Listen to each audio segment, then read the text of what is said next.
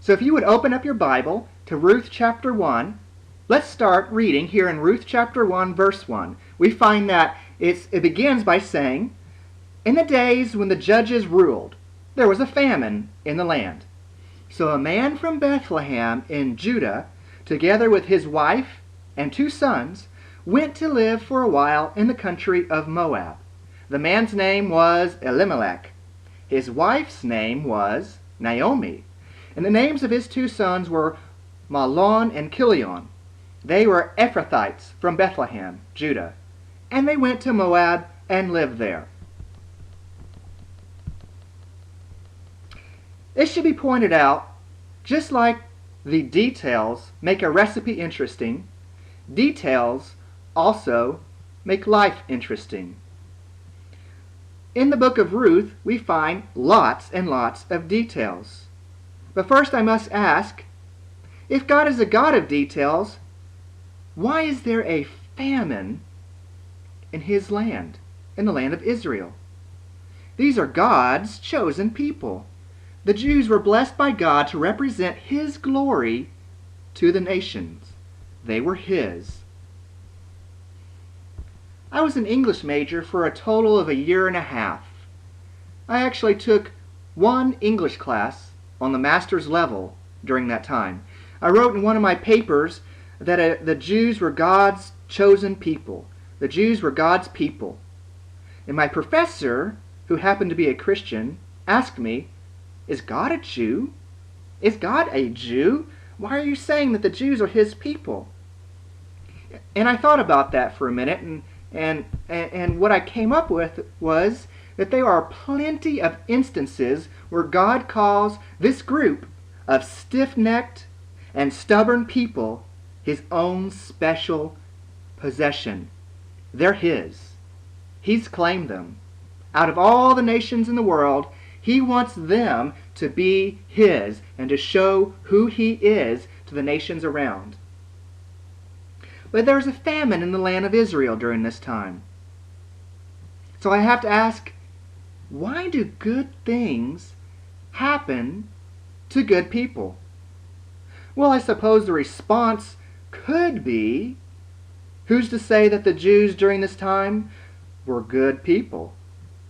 Verse 1 tells us that this is a time when the judges ruled. There was a famine in the land, and the judges ruled. Now we know that the judges ruled Israel about 3,000 years ago. We have Joshua.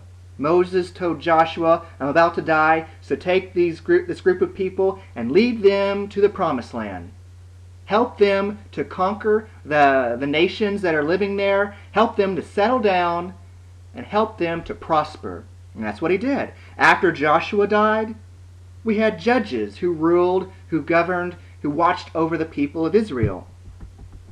And the very last part of the book of Judges, which after the last chapter of Judges, we have the first chapter of Ruth, but the very last part of the book of Judges, we find that the people, the Israelites, the people of God, God's chosen nation, they did whatever they wanted to. They didn't consider God. They didn't do what he wanted. They didn't choose to follow him. They did what was right in their own eyes, regardless if it honored God or not. They didn't care. If it suited them and they wanted to do it, well, they did it. Now, how many times can we relate to that in our own lives? Today, we're Christians. We are God's chosen people. We are chosen by him to represent him to the nations. But how many times are we the stiff-necked, how many times are we the stubborn people of today's times that are supposed to reflect his glory to the world? Some people may ask things like, well, we have Hurricane Katrina, or we have wildfires in California, or flooding in Colorado, or any other natural or numerous disasters that happen to our great nation. Well, they're judgments from God. Are they? Or are they just natural causes at work here? Well, what's happening here with this famine? Is it a judgment from God because the people are doing what's right in their own eyes instead of following God? Or is it just a natural happening? Something that would have happened anyway, regardless. It's interesting to note that verse 2 of chapter 1 tells us that this man from Bethlehem went with his wife and his 2 sons to Moab. And Moab, by the way, was just a mere little 50 miles away from Israel. It was a neighboring nation, and it wasn't very far away. But it wasn't affected by the famine. It didn't have a famine. It had food, and plenty of it. This was a pagan and foreign nation that did not honor and follow God and His commandments. A nation that apparently was not under the same famine as Israel, even though it was just 50 miles away. This is some of the details that we find in Ruth. Ruth is full of interesting things like this that once upon, if you look at and make it a deeper study, you find out a lot that might not be there at surface level. But this man from Bethlehem took his wife, his 2 sons, and went there to a foreign land that didn't worship the same God that he did. Now let's look at this man. His name was Elimelech. If we were to translate Elimelech into English, we get this: my God is king. My God is king. Elimelech's name was my God is king. You're walking down the street, you want to say hi to him, you say, "Hi, my God is king, how are you doing?" And he would respond. The question begs to be asked, why would someone whose name is my God is king desire to go to a country where God was not king, where they worshipped a foreign god? Where is Elimelech's trust? Where is my God is king? Where is his trust? Maybe he was trusting in what he heard. Elimelech, the land of Moab has food. You need to go there. Or maybe he was trusting in his own strength. Elimelech, you're the man of the house. You must provide for your family. Was he trusting in God to provide for all of his needs? And is it easy for us to judge him here in the 21st century? They say hindsight is 20/20, but what do we do today that takes our faith and our focus away from God? The same God that Elimelech knew.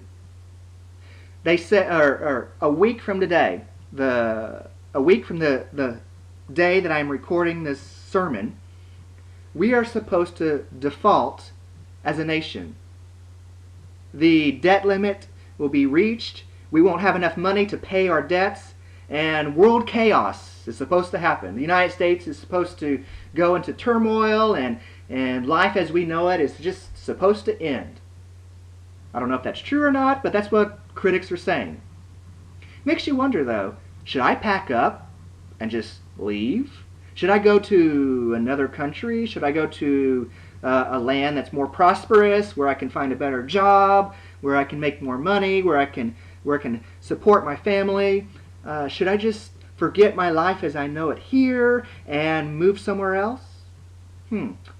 Or does God want me here, no matter what may come, no matter what may the United States, what may happen to it? Does God want me here for a purpose, to serve Him somehow, through the hard times, through the difficult times, through the famine that may or may not come tomorrow or in the future? Where does God want me? Am I to pack up and leave? Or do I let God be God where He has me, where He has planted me for right now? Do I represent God and His glory to the rest of the world? Can they tell that I am different? Verse 2 tells us that Elimelech was an Ephrathite of Bethlehem. Scholars tell us that an Ephrathite was a chief family of Bethlehem. In fact, Ephrath was an old name for Bethlehem itself. We see, if we were to turn to Micah chapter 5 and verse 2, we see this verse: "But you, Bethlehem Ephrath, though you are small among the clans of Judah, Out of you will come for me one who will be ruler over Israel, whose origins are from ancient times. We have there, but you, Bethlehem, and then that title, Ephrathah. So it is quite possible that Elimelech, who is an Ephrathite, it's quite possible that he might have been, him and his family, an ancient family, might have been one of the last godly influences in Bethlehem that Bethlehem had left. Remember, this was the time of the judges, a time when people did what was right in their own eyes. They did not regard and consider what God wanted them to do. Perhaps Elimelech, my God is king, was the last godly influence in Bethlehem. We don't know, but whatever the reasons for Elimelech going, for whatever the reasons were that Elimelech wanted to leave Israel and go to Moab, he did not count the spiritual cost for moving his family away from the people of faith. Maybe it looked right financially, but he was depriving his wife and his children of other godly influences and friends. We do things our own way sometimes, don't we? We do things our own way and in our own timing. But how often do we look back on our decisions and realize that God was not really in them? Do we count the spiritual cost for what might seem like a good idea at the time, but in the long run that will leave us spiritually bankrupt and far away from what God and where God really wants us? How often do we plunge ahead when God wants us to be still where we are and wait on Him? Sometimes it's in the daily, it's in the mundane, it's in the ordinary things of life that God is most at work. Sometimes it's in the simple act of taking the trash out like I do every Tuesday to the end of my driveway that God teaches us perseverance.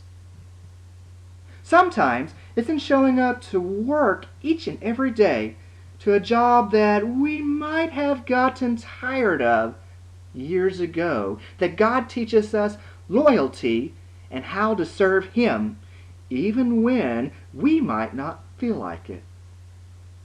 Sometimes it's in the continued act of reading that Bible story to your children right before they go to bed, right when they're the wiggliest and the craziest, that God teaches them something that He might not could have otherwise. You see, being devoted to the details of life that God has placed us in sometimes means glorifying Him in the daily, in the mundane, and the ordinary. Those details, those small details that God places us through, are to build our character and to mature our faith in Him. Did Elimelech have this kind of persevering faith? Well, apparently not. For he took his wife and his 2 boys and left when times got hard, when life seemed too much to bear, when quite possibly God was willing and ready to do something great in this family, this ancient family of Bethlehem. Let's look at some more details here in the book of Ruth.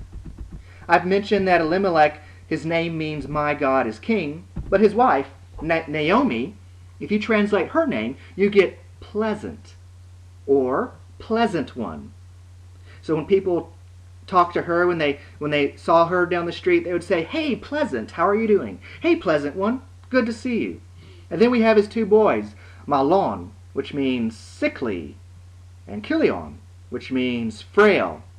I have to point out that during this time, during the famine, the mortality rate was very high, so they usually did not give kids names until they were weaned, maybe around age 2 or so.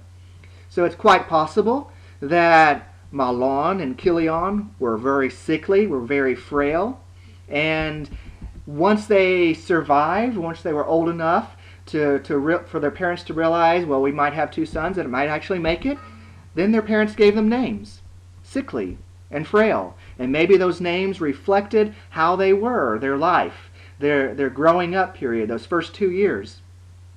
Let's move on. Let's look at verses 3 through 5. Verse 3 says this, Now Elimelech, Naomi's husband, died. Where did he die? He died in Moab. And she was left with her 2 sons. They, the sons, married Moabite women. One was named Orpah and the other was Ruth. After a while, they lived there about 10 years. Both Mahlon and Chilion also died. And Naomi was left without her 2 sons and without her husband. Now, whoever says that there is no irony in the Bible has never read the book of Ruth.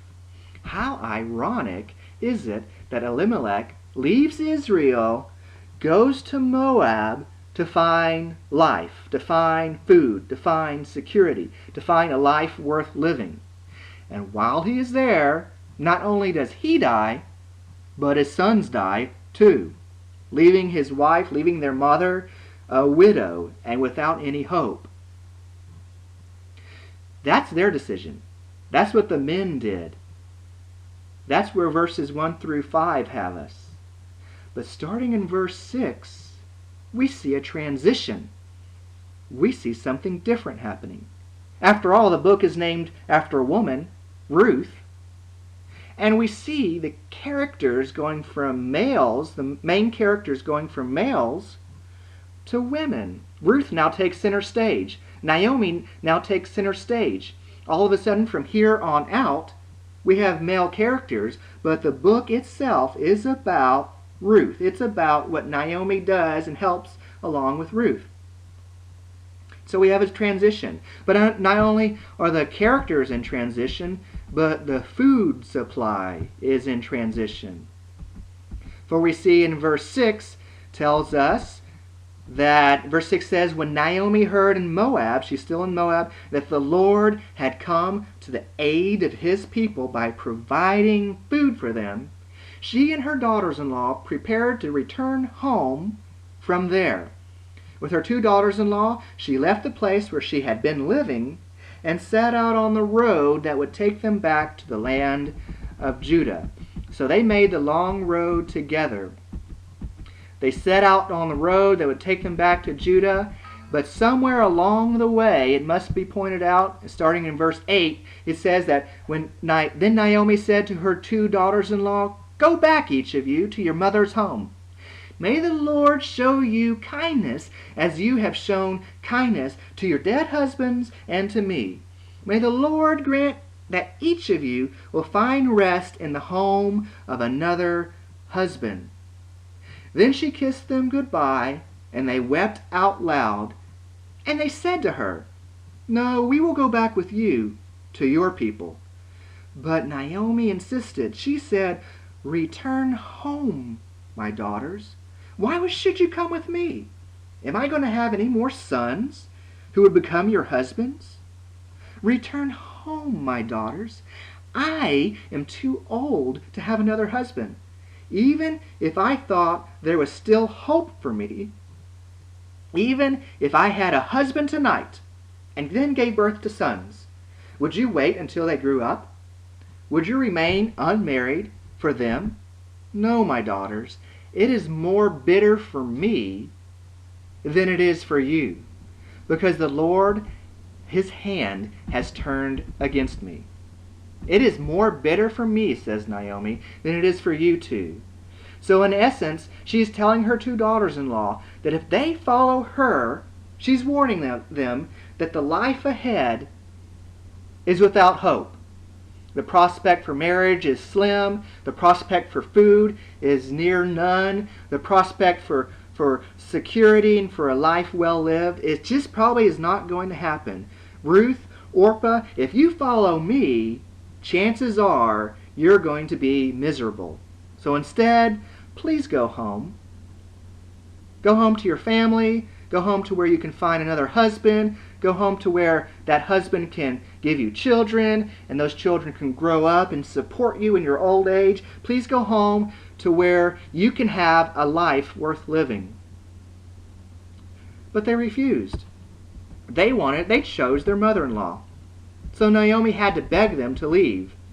And finally, Orpah which if we pause here for a minute and we look at the name Orpah, Orpah means to turn one's back. Orpah does a sensible thing. Orpah does the practical thing. She leaves. She turns around and goes back home. Life existed for her back home. It's true that she loved her mother-in-law. It's true that she wanted to go with her mother-in-law, but she saw what her mother-in-law was saying. It made sense to her. So she turned her back and she went back home. It made sense. It was the practical thing to do. It was the sensible thing to do.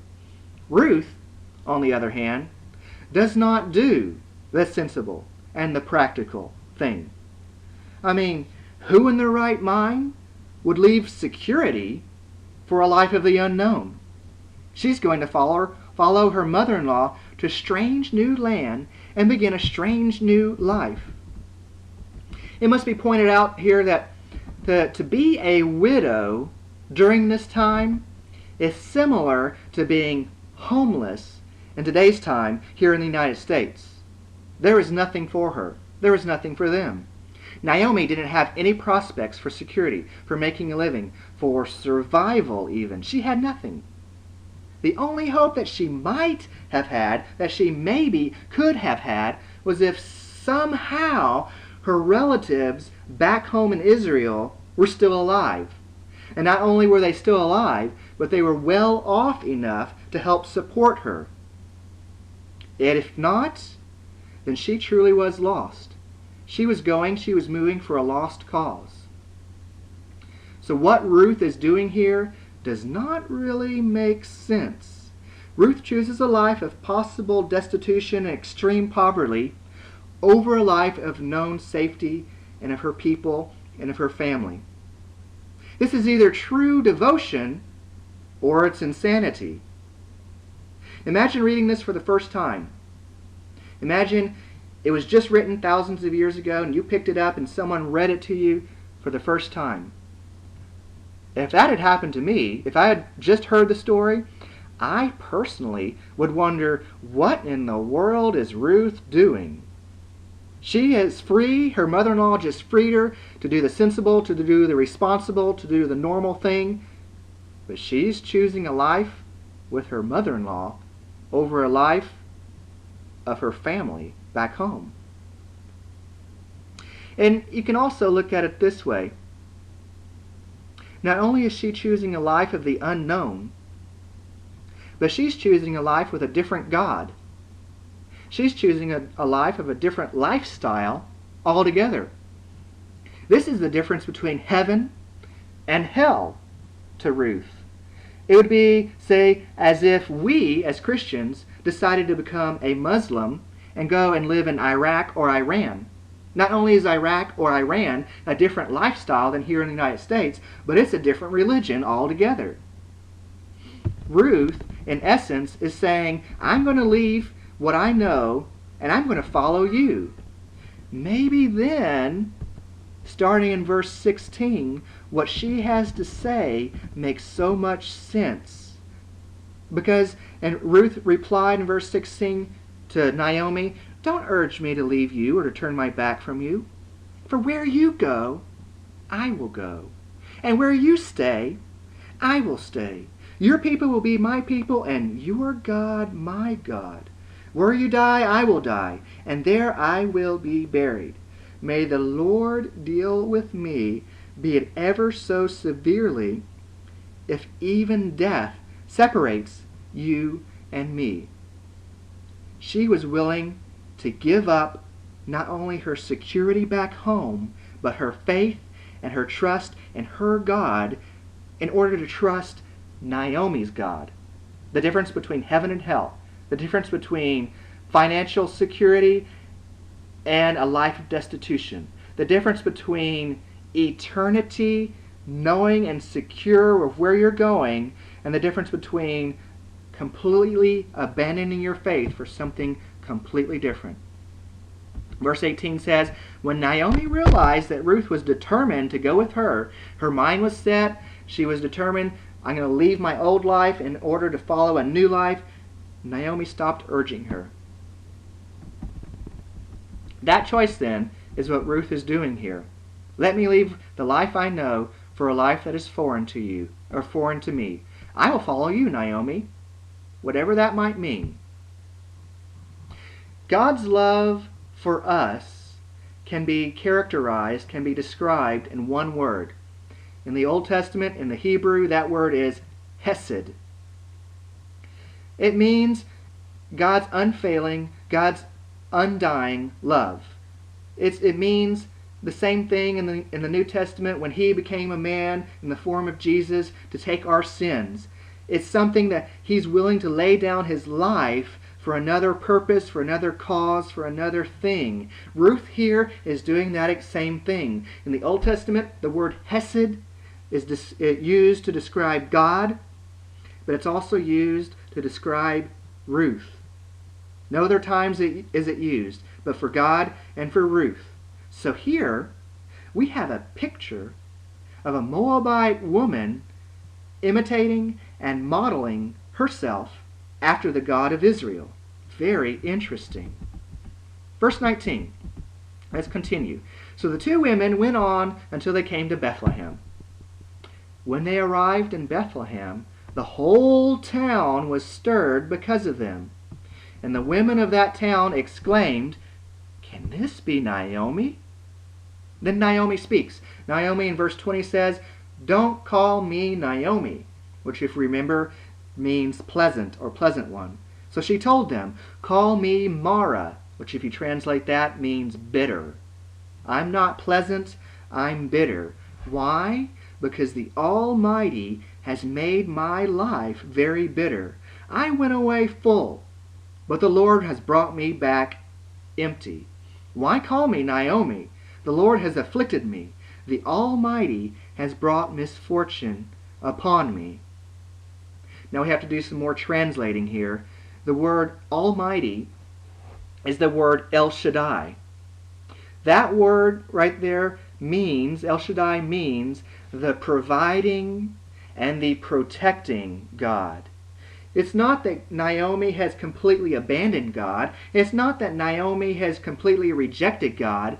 In fact, she still claims God as her God. But what Naomi is doing here is she's saying, I have gone away and I have lost everything. The providing God, the protecting God has rejected me.